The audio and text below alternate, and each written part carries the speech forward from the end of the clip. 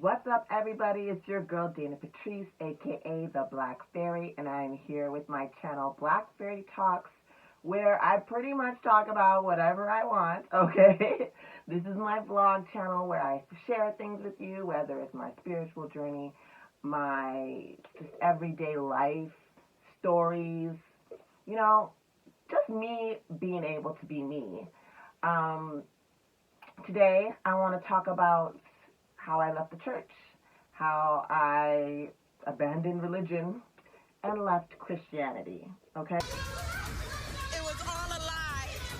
Guys, it was all a lie. She lied. That's what this is all about. Yeah, let's just get into it.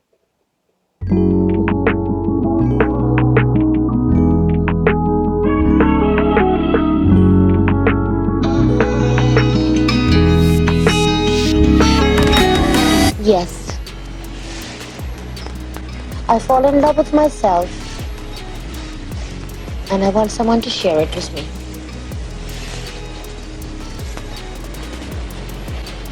I want someone to share me with me.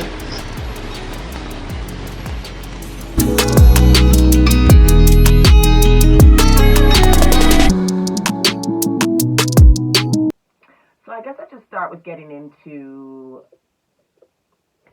what religion did I specifically leave behind. It was Christian based, and I mentioned it in my very first video, the introduction to my spiritual journey, and I pretty much, I grew up Seventh-day Adventist. You know, I grew up Seventh-day Adventist. If you don't know about the Seventh-day Adventist Church, it's a stricter Christian religion in the essence that, you know, we celebrate Sabbath, the Sabbath being, you know, worshiping God from Friday night, sunset to sunset, like Friday sunset to Saturday sunset is dedication to God, is dedicated to rest, much like within the Jewish tradition, right? They celebrate the Sabbath.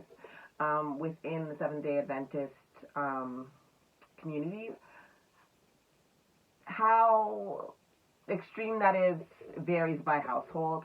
I always felt like my household was not too severe, you know, intermediate in the fact that I don't feel like my mom was super strict with us. Not as strict as I've seen some of my friends that I grew up in the church with that had to deal with. You know, their parents were much more strict than my mother. So yeah, I was born into this religion. You know, and we went to church a few times a week. I was in the choir. You know, when I told my mom I wanted to sing, that was like her way of, you know, join the choir. I loved choir, so no qualms about that. I still get joy from gospel music, you know, so nothing wrong there. It was one of my best memories of being a part of the church community, was definitely being a part of the choir. But I'm going to be honest, y'all. What made me leave was a few things. But I would say the biggest thing is probably, blah, blah, blah. It's probably the hypocrisy of it all. I'm going to be honest. I never really felt like I fit in. I never really felt 100% accepting of what I was told to believe, how things should be. And honestly, you found me, especially in my teen years, rebelling a lot. Rebelling a lot in that regard with the rules and the regulations. In the first video, I kind of explained, like, super strict, you know, dresses having to be a certain length. Some people weren't allowed to watch movies, like Disney or any other, like it didn't matter. They weren't allowed to watch any secular, commercial, you know, modern day movies. Others, you know, they weren't allowed to watch TV at all outside of like the religious spectrum. I'm not saying this is everybody. Plenty of people grew up watching TV, okay? I'm just saying there was an extremeness to it, that people also have called, you know, kind of like a cult. I've been told that the Seventh-day Adventist religion is a cult. Like, I've just putting it out there. I've heard it from numerous people over me growing up while I was in the church and while I was, outside the church. So I think one of the biggest reasons why I left was the hypocrisy.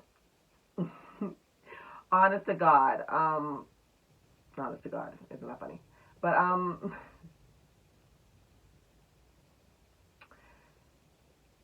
it always bothered me, and I never really understood God's love for me from the Christian perspective. It was always very confusing to me. The loving God versus the vengeful God, right? On one hand, God loves you. You're perfect in his eyes, flaws and all. And then on the other side is, if you do something wrong, God's going to punish you. He's watching you, that stalker vibe, that he's watching you and making sure that you do right. And if you don't, he's going to strike you down and make you repent for your sins. It was all a lie. And I don't know, y'all, doesn't that sound like an abusive relationship? Like, if I told you that I was dating a guy who at one moment loved me unconditionally, flaws and all, no judgment, but then the minute I do something wrong, hails down judgment on me, punishes me for giving in to the human nature that he created me with. It made no sense to me. It doesn't vibe well to me. It was all a lie. Guys, it was all a lie. She lied. I know some people might be listening to this and they may be Christian themselves, and they'll be like, Dayna, that's not true. That's just one part of God, that was there. And I've had people tell me, when Jesus died, they got rid of that vengeful shit. That's Old Testament. But it's funny, and that's the hypocrisy, because people pick and choose what they want to read and what they want to receive and what they believe from it, how they interpret it. It's not really straightforward. That's why there's so many denominations of Christianity, right? Because nobody can agree on what way is the right way to follow Christ, right? So that often bothered me. That always bothered me. I was quite the person. We had Sabbath school, which is kind of like, I guess, Sunday school, the children, and they had some for adults too. They had some for teens, everything like that. They had stages in classrooms as you grew, kind of like school, right? I don't know if this happened anywhere else, but we literally had it was like a kindergarten type thing, like children in this section, they learn about Jesus in this way, and then they get upgraded, and you start the indoctrination process of learning about Ellen G. White and all that stuff, right? Because she was a prophetess that was a part of the Seventh-day Adventist Church. And honestly, a lot of her prophecies have come true. I'm not saying that she's not gifted. I definitely believe in those gifts. If you know my other channel and you know a little bit about me from following my channel, which is Blackberry Guidance, where I do tarot readings 9:30 a.m. Eastern Time every weekday morning. Right, you can find me over there. But I've shared a lot of my spiritual journey with y'all over there. But back into the Christian perspective. Yeah, it just didn't sit right to me. It just seemed so hypocritical. It seemed so... And it just...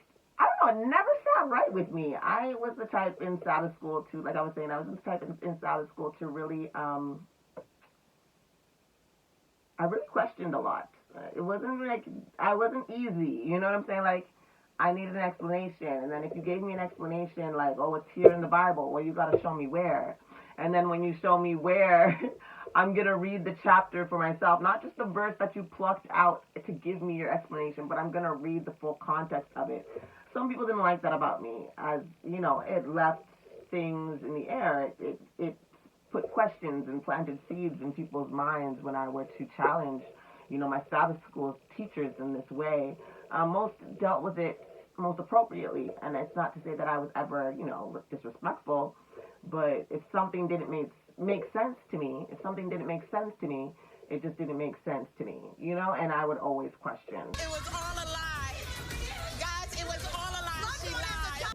So it wasn't, I don't think anybody would be surprised, really and truly, right, by the turn of events in some sort of way, knowing me growing up. But yeah, when it comes to the love of God, I feel like there's this hypocriticalness in the explanation. Again, one, being told that I'm being loved unconditionally, and on the other hand, no, he's judging you. He's getting ready to punish you at any moment the minute you decide not to be perfect, although he made you imperfect. Like I said, it didn't really make sense to me. It was all a lie. Another thing that really truly bothered me about church was the patriarchy of it all. Like, the men are treated completely different, held on a pedestal, and honestly, the imbalance always bothered me. I was well out of the church when I had my daughter, and well into adult age when I had my daughter. But I remember people getting pregnant as teenagers and being removed from the church. Like, literally, they take away your membership. Again, punishment, right, for your sins. You can't be a member of this church anymore, but they still want you to come to church.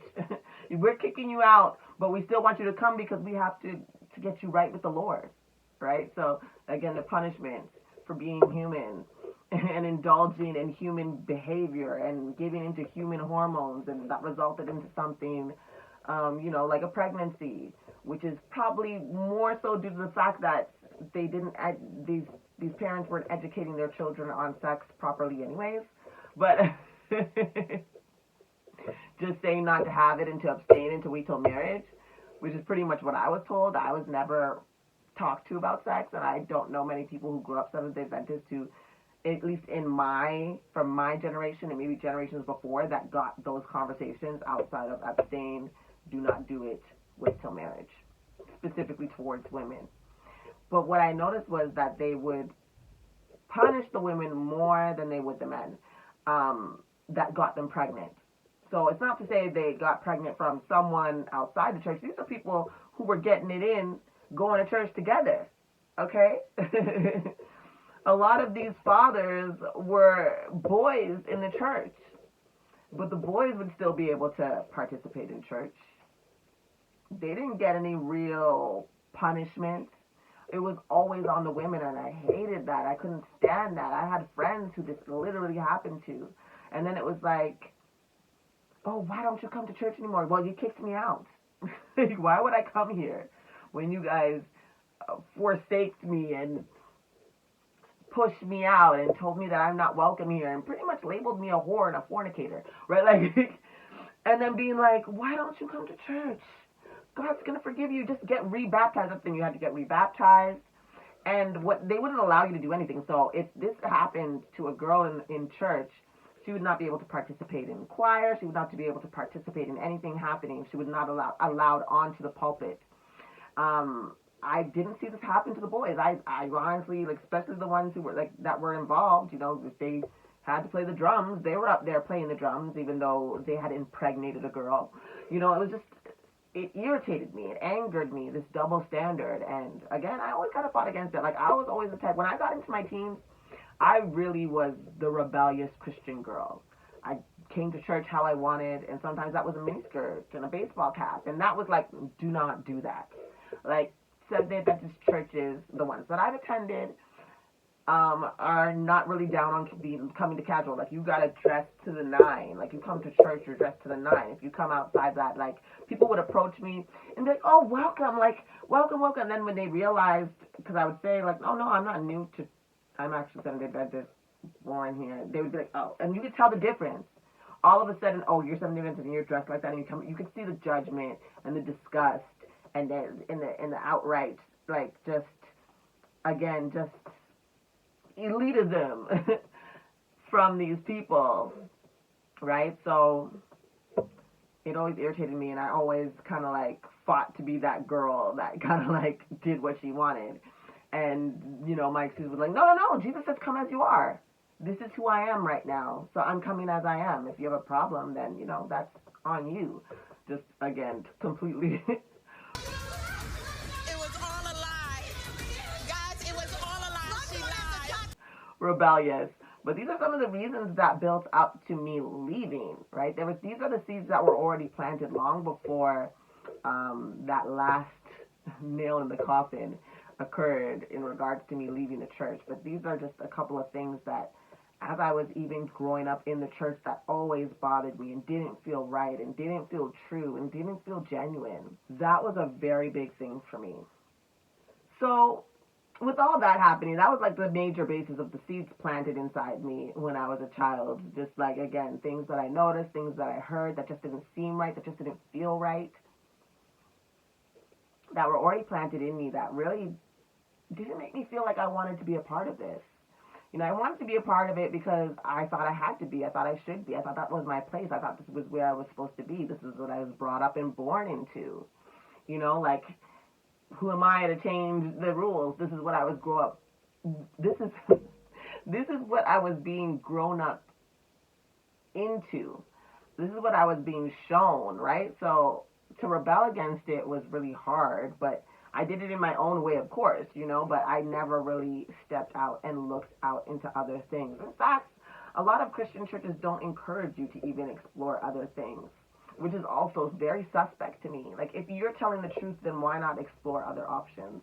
The devil will clear you. Like, come on, calm down. If it's true, it'll always be true. And even if I stray, I'll come back around to it. Now, that hasn't happened yet, and I don't believe it will. Guys, it was all a lie. She lied. But you never know what will happen. But yeah, the memories of me really not truly fitting in, it was a long time coming, I think. I think it was a really long time coming. So what was, like, the nail in the coffin? And I kind of, again, discussed it before, but I wanted to make a video specifically dedicated to this story. For me, it was when I started to explore Black history more so on my own. I'm a Black Canadian. We don't get exposed to a lot of Black history. Unfortunately, even though my parents immigrated from Jamaica, a lot of the history was lost with them. They didn't really teach us about our Jamaican heritage. At least my parents didn't really teach me about Jamaican heritage, Jamaican Black history. So I wasn't really exposed to it. So when I started in my mid-20s to really rediscover myself and really go into that journey of understanding where we came from, you know, I think, and I said this in the last video, but I watched Hidden Colors. That series blew my mind, especially the ties to the indoctrination of Jesus being used as a tool of mental slavery, you know, and that's real. Like, look it up, okay?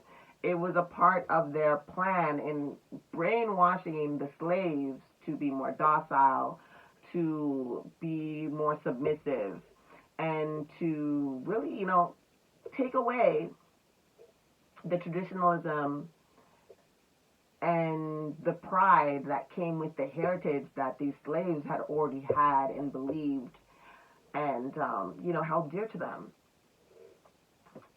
You know, it's one of the big reasons why they separated mothers and children and husbands and sons and, you know, separated them so that they couldn't share stories, so that they couldn't share history. And, you know, we're in a world now where there's so much information, right, that we are able to do so. You know, I think, again, when I was in my mid-20s was when I made this realization that I really wanted to know, well, if, you know, Christianity was given to me and this was its purpose, then I don't want any parts of it. I don't want any parts of it. You know, I just didn't. I wanted to then explore what it was like and what I could find and in regards to what I might have believed before. You know, like, what did we believe before slavery, before we were told this is what we had to become to, you know, save our wicked souls? What did we believe? Now, what it led me to believing is something incredible and beautiful. It led me back to West Africa and it led me back to the islands of Jamaica, and it led me back to the Caribbean and traditional things that you saw there, and the beautiful, rich history we had, which, again, that's something that deserves its own video. But in that discovery, that was the last thing for me, for sure. That was the straw that broke the camel's back. I think that's the saying. Guys, it was all a lie. She lied. But that was the straw that broke the camel's back for me. I left Christianity behind, and I really tried to explore what else was out there. I'm not going to get into that because I am going to make a separate video. You know, I got into candle magic. I got into ancestor, I don't want to call it worship, but at the time I would definitely say maybe it was more so ancestor worship, working with your ancestors, discovering that side of myself. And I'm going to make a separate video on that. It's going to be the next video up. But I wanted to make this video because I felt like the first video that would break it down the most and give you some more understanding on this journey that I'm on would be explaining how I left from point A to point B to even starting that journey with ancestor work, with angels, all that stuff. It all started here with me leaving the church, with me leaving behind the religious indoctrination that had been, you know, pushed on me and fed to me and taught to me, and really opening up and seeing the world with new eyes. And the thing about it all is, at the root of a lot of my shadow work, y'all, and if you don't know what shadow work is, I'm going to get into that and do a video on that as well, but shadow work, just really quickly, is that inner work that you do, where you confront your demons, where you confront your negative thoughts and negative energy, and find really what the root cause is of that thought, and then the work being done to remove it and release it so that you can continue to be your best self, right? Removing all these false beliefs and things like that. But a lot of my shadow work was rooted in what I was taught in the church. It was rooted in the same indoctrination. A lot of my pain came from the ideas that were fed to me through this religion. And I want to make it clear, I am not trying to disrespect anybody who is still in this religion, who still participates, who may label them as Christian, whether they are Seventh-day Adventist or not. But, you know, this is just how I felt, you know, and I can only go by that. And what I discovered on the other side was something so much more beautiful and so much more powerful than you could ever think about. And we're going to get further into that as I do more videos. But, yeah, like, you know, it was really eye-opening. And, I mean, again, I don't want to get into the other video, the ancestor work video, so I'm going to just wrap this up. But, you know, I still utilize what I learned to connect with Source, you know, who people refer to as God, Creator, creation, you know, the universe. That Source energy that I know lives inside me and that lives in each and every one of you. Now, let me not misspeak here. Not all of you, okay? Not all of you. You know, I definitely still believe in that. But the connection that I have with it now is so much deeper and so much more understanding. I could not possibly label it with any religion. Again, this channel is about how I discovered and how I'm still discovering my sovereignty and how to be more sovereign and how to stand more in my truth and be the best version of myself. And again, I'm just hoping maybe it will encourage somebody else. You never know how your story can help someone else. Maybe someone else is on this path feeling confused about where they are in religion and things like that. And I mean, this could help someone. And it's not to say, you know, I really just want to cut all my, I really just want to touch all of my bases because I don't want anybody to be offended by this video. You know, and maybe I should have said that in the beginning a bit, you know, because I don't want to trigger anybody. But I really saw how perverted a lot of these organized religions are in the aspect of a religious system and being a part of a religious system. You know, and I was raised Christian, so I can only talk from that perspective truly. I've never stepped into another religion as I stepped out. I did open myself up to other ideas. I did look into other religions. Again, none of them drew me in, right? But I did end up finding like-minded individuals, and through that, I found myself. I started this journey, and it's led me to who I am right now. And I'm super proud and super excited to share that with you guys over here. And, you know, like I always say, I hope you can respect that. I'm not trying to disrespect anybody and their beliefs. And I hope that you can understand that. And maybe we can have some dialogue again. No disrespect in the comments, y'all.